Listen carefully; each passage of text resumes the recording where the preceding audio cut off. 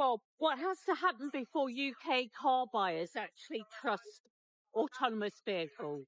I think basically they just need to see them.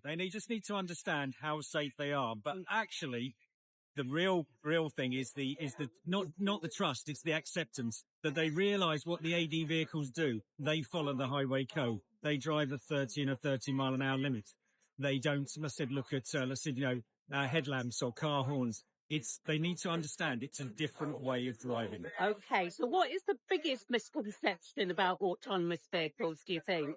I think that's the biggest misconception is, are they ready? Are they ready to go? And they are. As I said, let's say the technology's there. Legislation is coming through. It's just trying to understand and to accept.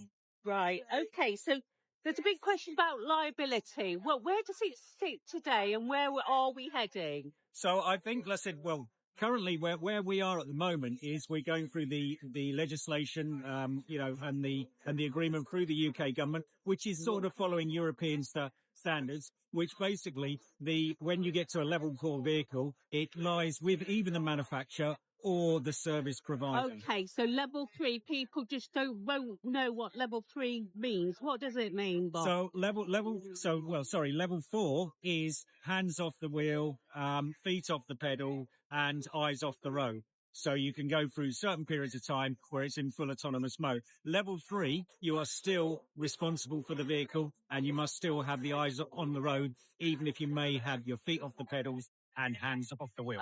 Okay, then. So for AM management, can you tell retailers what to expect? How should they be preparing? I think it's a very long way off because of the cost. So the technology's there, as I mentioned, the legislation, but the technology at this moment in time is quite expensive. So from a Nissan perspective, we will be looking at a mobility service where Nissan or a service provider, a fleet management would run a mobility service. So, but as these cars start coming off the end of the production line in many years' time, I feel, they just need to be ready to start selling them to the customers.